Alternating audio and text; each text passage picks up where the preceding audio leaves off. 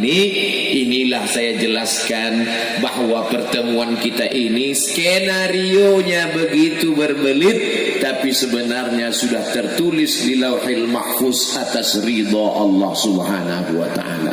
Mudah-mudahan kita semua mendapatkan barokah dari pertemuan ini. Apa yang mesti saya sampaikan? Berceramah di Pulau Madura, khususnya di Bangkalan, negerinya para ulama. Saya ziarah ke makam Hadratus Syekh Hashim Asy'ari. Setelah itu ziarah ke makam Syekh Wahab Hasbullah. Setelah itu ziarah ke makam Syekh Bishri Sansuri. 3 serangkai ulama besar Nahdlatul Ulama. Ternyata ketiga-tiga ulama ini murid Mbah Khalil. Makanya niat hati datang mau ziarah, ceramah ke pesantren Al-Amin, ziarah ke makam Syekhona Mbah Khalil, lalu kemudian tausiah di keluarga Madura. Tapi rupanya yang tercapai 2, yang satu tidak batal, bukan tidak jadi, hanya tertunda ke makam Mbah Khalil karena saya menuju airport. Tapi hikmah di balik ini sebenarnya saya mesti datang sekali lagi ke Pulau Madura untuk berziarah. Ini saya jelaskan supaya apa? Jangan ada dusta di antara kita. Ustaz Somad tidak menghormati ulama. Kenapa ketika di Jombang ziarah? Kenapa di Aceh ziarah? Kenapa ketika di Palu ziarah? Mengapa ketika? Ternyata ada sebab dan musabab. Tolong jelaskan bagi yang tidak hadir.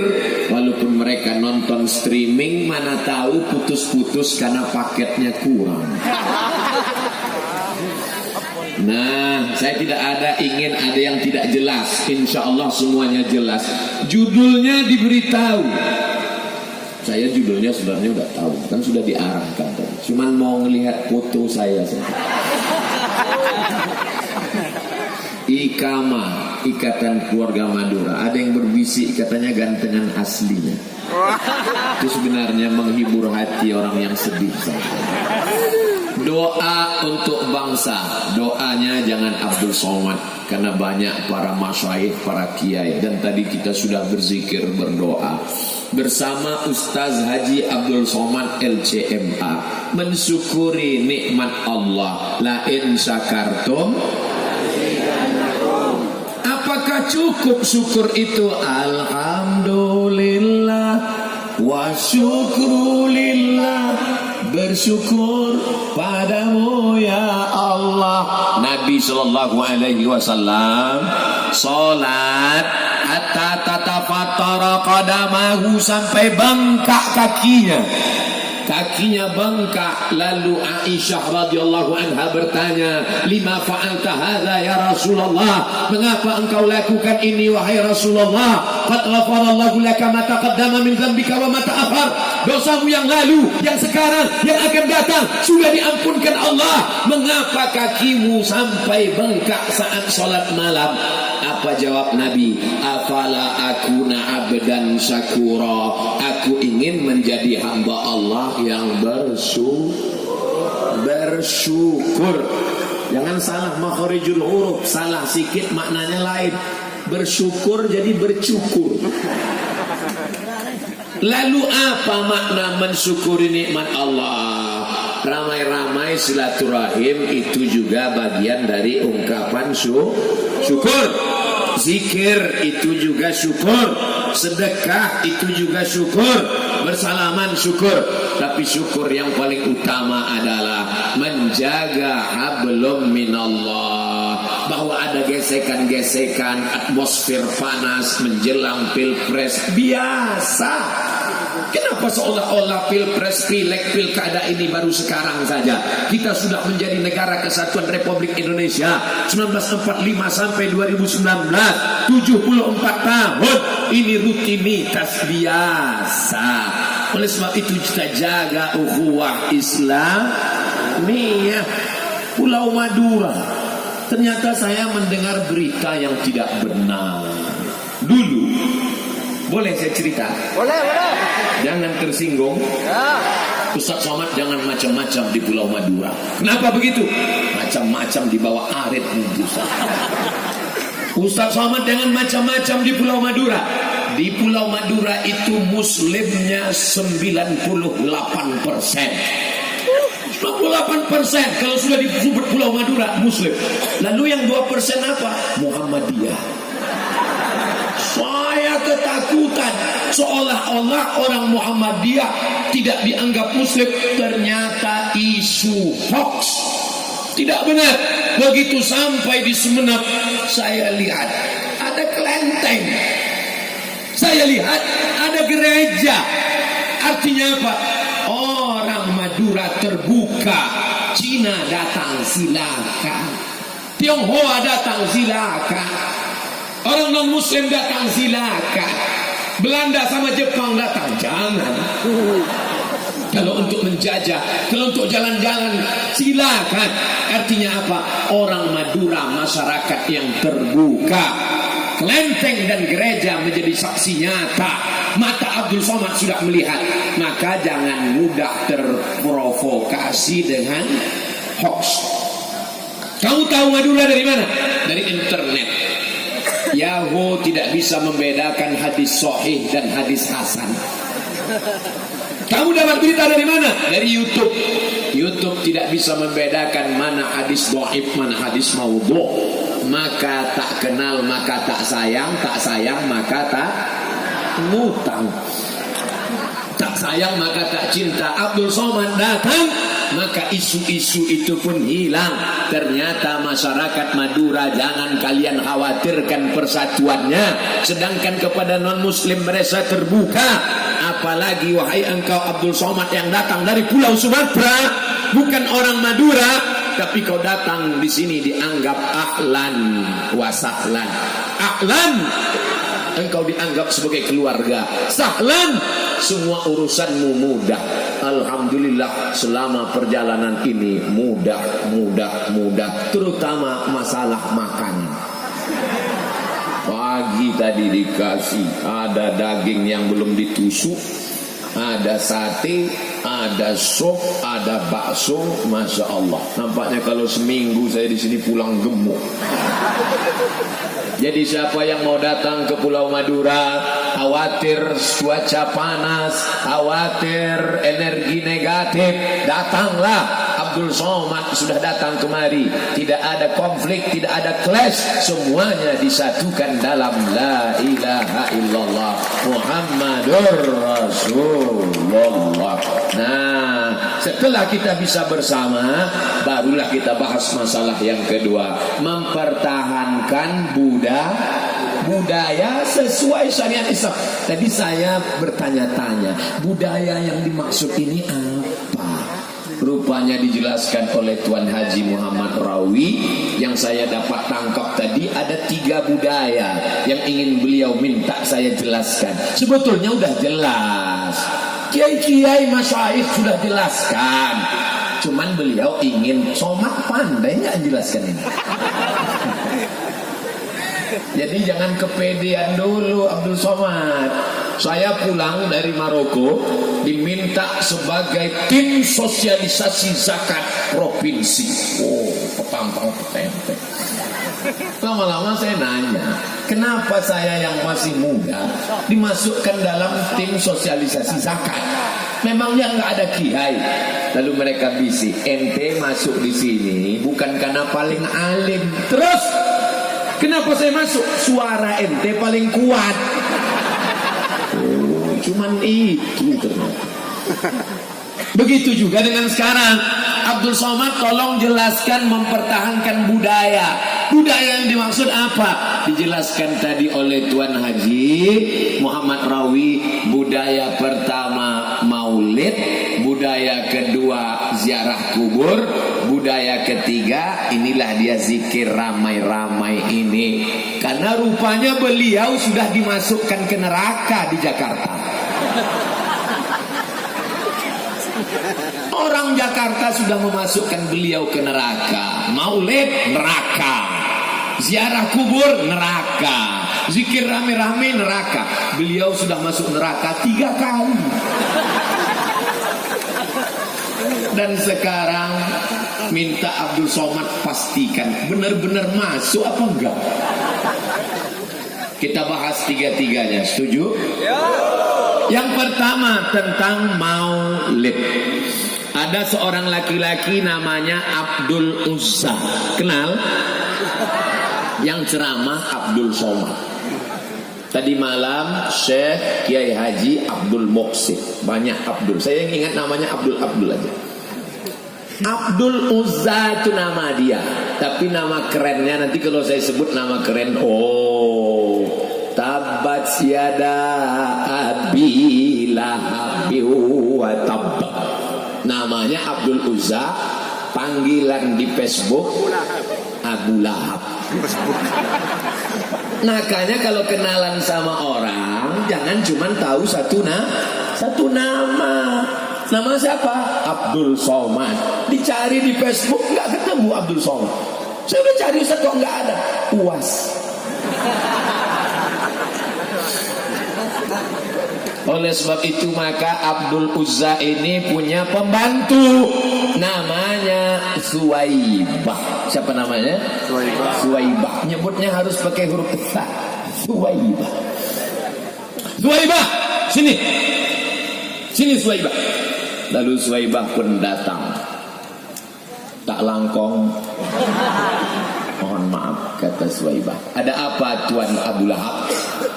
Suwaibah, jaga adik iparku yang sedang hamil tua. Nanti sebentar lagi dia melahirkan. Kalau anaknya lahir, kasih tahu ke sini. Oke Tuan. Lalu ditunggulah anak pun lahir. Maka datanglah Suwaibah ngasih tahu.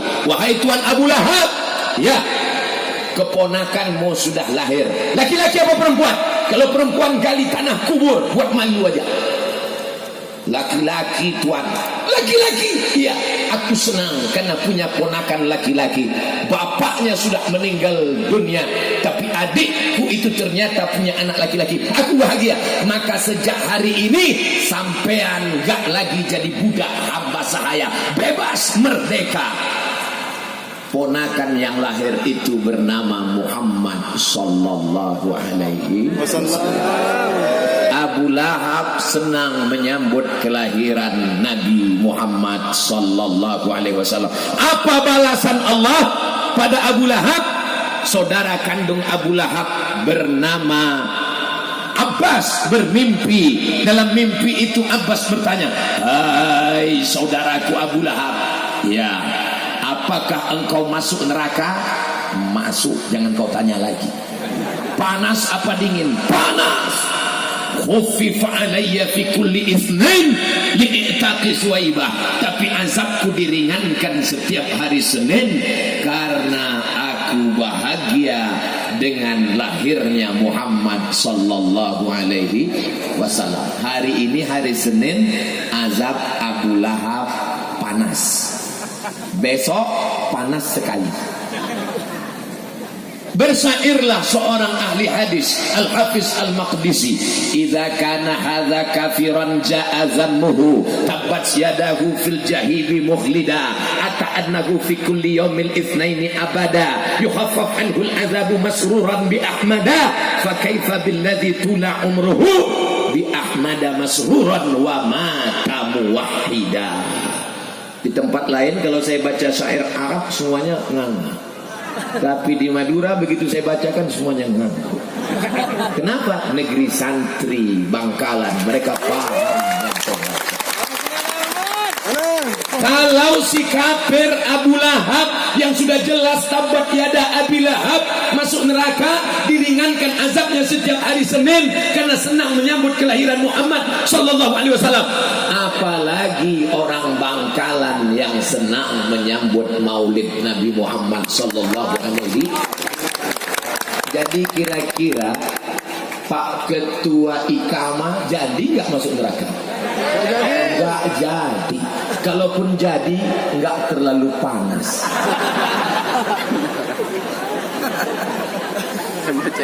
Cukup dalilnya? Cukup. Enggak cukup kalau cuma satu. Ini cerita ini di mana kali kamu mau lihat? Jangan-jangan Ustaz Somad ngambilnya dari www.google.com. Baca kitab namanya Al-Mafahim Yajib an Tusahhah, ditulis oleh ahli hadis dari Makkah, Syekh Muhammad bin Alawi bin Abbas Al-Hasani Al-Maliki. Murid-murid beliau banyak di Pulau Madura, alumni dari Rosaifah, dan mereka punya persatuan namanya As-Safwah Al-Malikiyah. Apalagi dalilnya Pak Ustaz? 2. Wa dzakirhum bi ayyamillah. Ingatkanlah orang Pulau Madura, khusus Bangkalan, tentang nikmat-nikmat Allah. Syukuri nikmat Allah besar. Apa itu? Garam. Bayangkan makan bakso gak pakai garam. Syukuri nikmat Allah yang besar. Apa itu? Kambing. Bayangkan makan sate gak pakai kambing. Syukuri nikmat Allah yang besar. Apa itu?